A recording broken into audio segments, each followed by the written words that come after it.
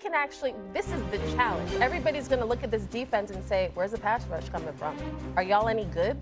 Well, now is your opportunity. Don't look at it like, damn. No doubt. Don't look like, damn, like, what are we going to do? It's like, all right, let's show people. Nobody has any expectations for the Cowboys, especially Steven. So now here's your moment to actually, you thinking about an X? Oh, please. Steven, you may go. Let me break this down. Please do. First of all, to address Kimberly's point, I'm quite sure. Listen, somebody I ain't gonna mention his name, but we all know who You better he is. not. You better not. He made that song. He made that song when a woman's fed up. There ain't nothing you can do about it. That's true. There ain't no doubt about that. But before the fed up point reaches, that's not the case. You don't think about it. Just stop it. I was raised by a woman. Just stop it. Of course you think about it. Okay, that's number one. And we do too as men. We ain't no shade on you, but we all do, damn it, when you get rejected. When you done, you good. When you get rejected, hell no, it hurts a little differently. I don't know much about that because I don't have that. The point is, let's move on from that and get to the bigger point why I was laughing.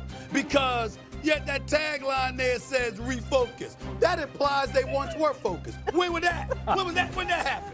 When have the Dallas Cowboys been focused? Are you kidding me? They have been focused, and then you got the audacity, J-Mac, to bring up a comparison to a 7-time Super Bowl champion or a 6-time Super Bowl champion at the time before he departed. What damn? He won 6 Super Bowls. The Cowboys ain't been the one in 30 years. Okay, so there's no comparison whatsoever. Now, how can the Dallas Cowboys get focused? Let's take out the word. Let's take out those letters R-E. Forget the re.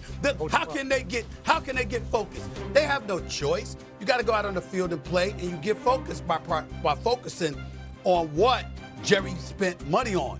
That's your quarterback. That's a $60 million man that's supposed to come through for you. He's got 2 playoff victories entering his 10th year. He got something to prove. And oh, by the way, if I'm Jerry, I'm like, yo, I gave you CeeDee Lamb, all right? I gave you George Pickens. You know he's entering a contract year. What's up? You know, you got the weapons now. No excuse there. Handle your business. That's how you get focused, by literally focusing on where the money resides. Where the money resides, okay? That's what you do. That's what you do. You focus on where you're spending the most money, and you look at them brothers and you say, yo, what you gonna do? Yo, Dak, you getting $60 million. Yo, CD, man, I got $136 million. I mean, I need you to show me. That's all. That's all you can do. And that's what I fully expect him to do. We've talked so much about Micah Parsons and the Cowboys defense.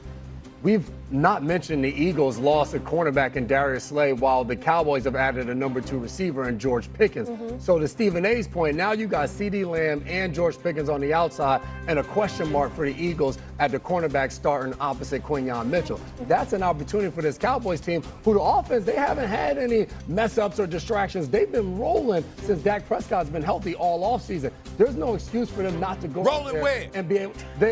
Rolling where? That's what we're doing? Let me finish. Rolling to the practice facility? That's all I'm saying. That's all I'm saying. They all been That's out what there. we doing? That's all I'm saying. I didn't say rolling down. I was there too. What that mean?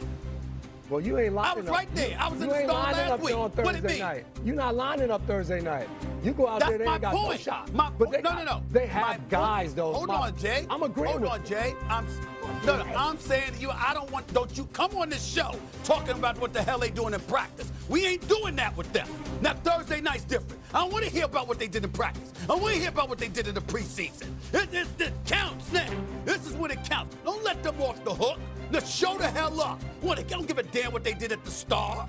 I could care less. I showed up there. What you gonna do at Lincoln Financial Field on Thursday night? Well, that's the story.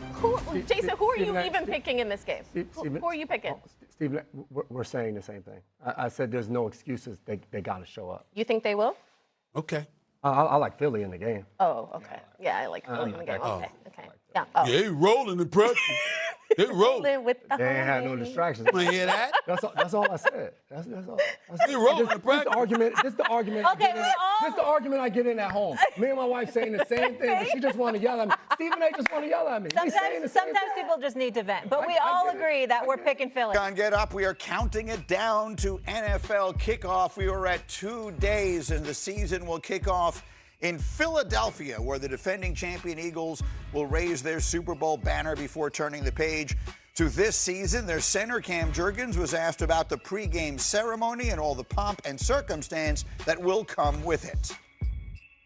Who gives a damn if we're hanging something or whatever? We're playing the Cowboys, What other multiple motivations do we need, I think everybody's going to be pretty fired up.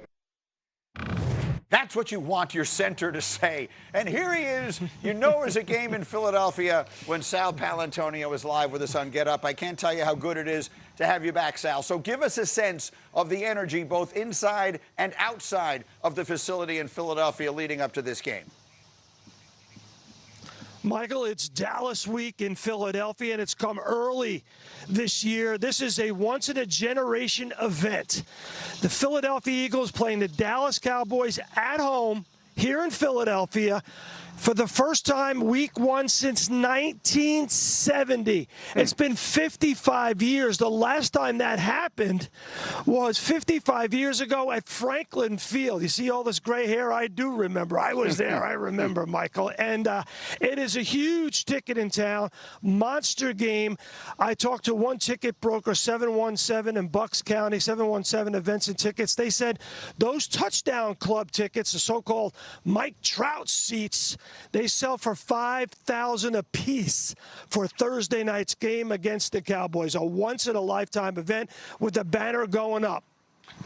Obviously, the big story leading into this has come from Dallas with the departure of Micah Parsons and all of the drama that surrounded that. Offensively, from the Eagles' standpoint, how does that change what they're looking to do Thursday night against Dallas?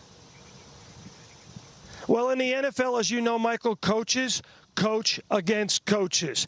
And Nick Sirianni knows the defensive coordinator, new defensive coordinator of the Cowboys, Matt Eberflus, so well. They coached together in Indianapolis for 3 years. And Eberflus is so good at stunts and twists and creative schemes on his defensive front to make sure he gets pressure without blitzing. Now, going against this Eagles offensive line, you're going to need that, especially because you don't have one of the best defensive players in the NFL, Micah Parsons. He's in Green Bay. And the Eagles obviously were game planning for number 11. They have been through his entire career in the division. Without Micah Parsons, this will be difficult for Matt Eberflus to do that kind of thing that he wants to do. He's going to have to stack the box like Steve Spagnuolo did against the Eagles in Super Bowl 59, but the same result could happen. Jalen Hurts sees that box stacked to stop Saquon Barkley. He'll go over the top to A.J. Brown and Devontae Smith. He'll do that little swing pass to Dallas Goedert. If you look at Jalen Hurts in Super Bowl 59, so cerebral. His ability pre-snap and post-snap to get out of bad plays, get out of bad run plays and into good pass plays and vice versa was really unmatched. That's why he was the Super Bowl MVP. You pointed out in your notes to us last night, and we pointed it out earlier, that the Eagles scored 75 points in their two matchups against Dallas last year, and Jalen Hurts didn't even play in one of those games. It was Kenny Pickett. So that's the one side of it. How about the other side, though? The Cowboys' offense against an Eagles defense that has lost some significant pieces from last year's championship team, Sal. And Michael, Vic Fangio, the new defensive coordinator of the Eagles, talked about this yesterday in his press conference. There are bona fide stars that they have to worry about on this offense. The training camp reports that I've got about Dak Prescott is moving well, throwing the football on the run, which is his calling card during training camp. He now has George Pickens to go along with C.D. Lamb. In the last 3 seasons, those two receivers have 7,143 receiving yards, second only in the last 3 seasons to Jalen Waddle and Tyreek Hill. So it's going to be very difficult to double C.D. Lamb. And the thing about Brian Schottenheimer, the new head coach of the Dallas Cowboys, who will be calling the plays, he likes to use a lot